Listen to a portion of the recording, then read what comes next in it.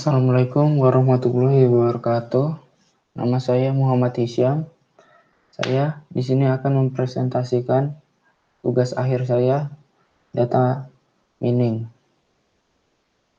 yaitu menganalisis pemukul pada permainan bisbol.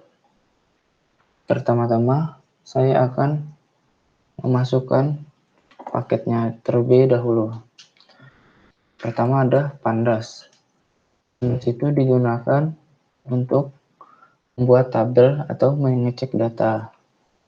Kemudian ada NumPy, digunakan untuk import eksternal file CSV-nya. Kemudian ada Seaboard, digunakan untuk library untuk membuat grafik dan statistik, serta terintegrasi dengan struktur data pada Pandas. Kemudian ada Matplotlib, library plotting 2D yang menghasilkan gambar publikasi bermutu yang dibangun di atas array NumPy. Kemudian yang terakhir ada Stats Model, yang merupakan fungsi untuk melakukan uji statistik dan eksplorasi data statistik. Kemudian kita memasukkan datanya, betting CSV. Nah, dalam betting CSV, saya menggunakan tahun, kemudian ada AB, run, hit, dan RBI.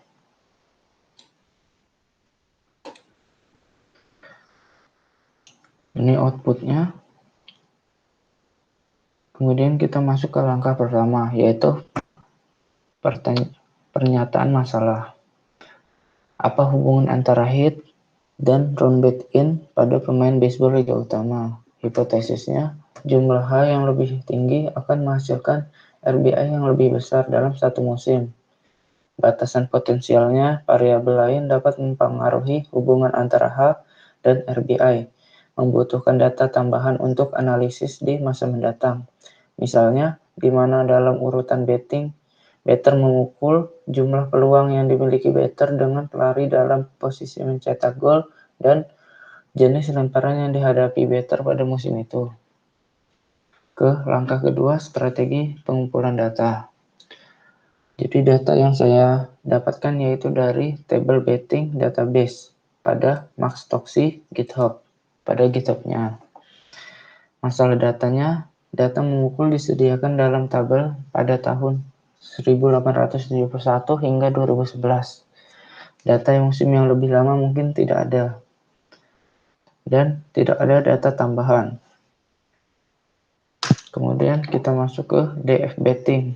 DF betting ini nih digunakan untuk mempersingkat nama aja.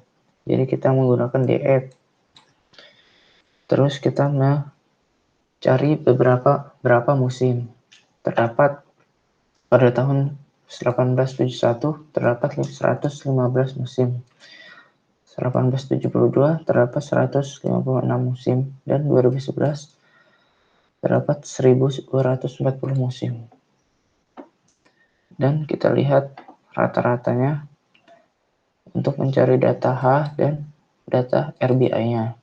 Pada data H terdapat 6.284 data dan 6.708 data.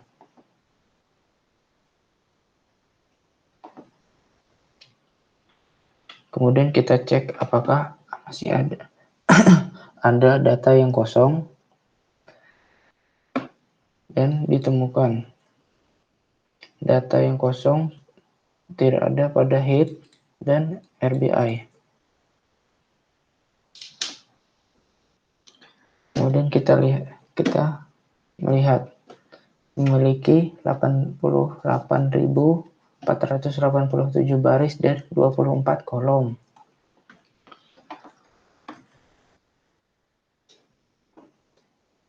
Sepertinya nilai yang hilang hanya ada di tahun 1882 dan 1884. Untuk keperluan analisis ini, saya mencoba menggunakan tahun-tahun modern untuk membatasi pada musim 2010. Setelah itu kita masukkan tahun lebih dari 2009. terdapat outputnya 2010 dan 2011 dengan data 1245 data dan 1240 data.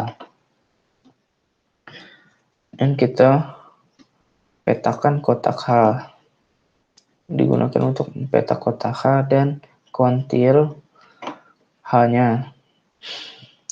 Hasilnya bahwa pemain dengan banyak AB, update, atau kemunculan di plat akan memiliki lebih banyak peluang untuk melakukan hit dan berpotensi lebih banyak peluang untuk menghasilkan run. Terus kita cari nih, dari AB-nya lebih dari sama dengan 50 dan terdapat rata-rata 640 baris dan 24 kolom untuk kita analisis. Masuk ke langkah 3 untuk visualisasikan data.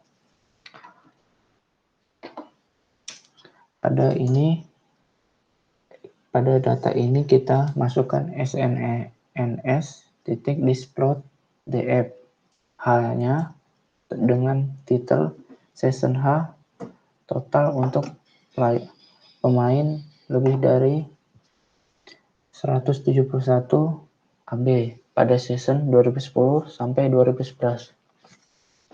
Jadi hasil rata-rata hit dalam satu musim adalah sekitar 100 dan menurun, dan pada jumlah rata-rata RBI sekitar 40.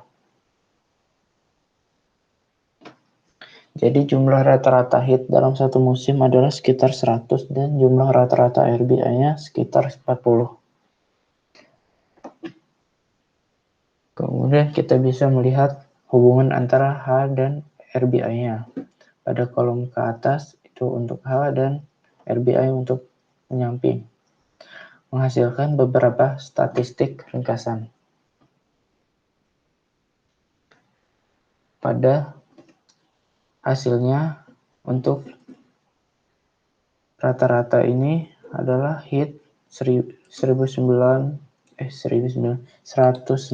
hampir 110 dan RBI-nya 52. Kemudian STD, kita menggunakan STD ini itu adalah standar defisiasi. Terdapat hasil 40 dan RBI-nya 25. Terus kita korelasi kalkulus.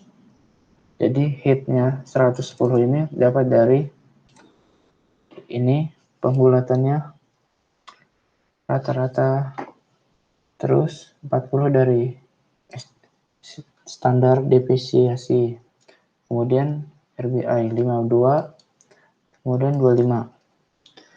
Dan muncul hasil korelasi antara H dan RBI adalah 0,78. Terus kita masuk ke langkah keempat, pengembangan model. Pada pengembangan model ini, kita identifikasi variabel dependen dan independen. Y sama dengan RBI dan X sama dengan H. Terus kita tambahkan intercept AA ke model karena paket step model tadi tidak bisa dilakukan. Jadi kita gunakan ini. X sama dengan SMF, terus add constant. Kemudian yang terakhir, membangun model regresi. Terus kita gunakan fit LM summary, melihat dan mencetak output model. Jadi output model ini nih menjelaskan sekitar 62% dari variabilitas yang diamati dalam RBI. Untuk koefisien menunjukkan bahwa untuk meningkatkan satu unit H secara rata-rata kita akan melihat peningkatan RBI sekitar 0,50. Jadi 10 at-bat atau AB atau kemunculan di plat ekstra dapat menyebabkan sekitar 5 RBI ekstra. Terus kita masuk ke langkah 5, evaluasi model. Dalam evaluasi model, kita dapatkan residu model dan nilai pas. Ini digunakan untuk residu dan ini digunakan residu dan ini untuk nilai pas. Terus kita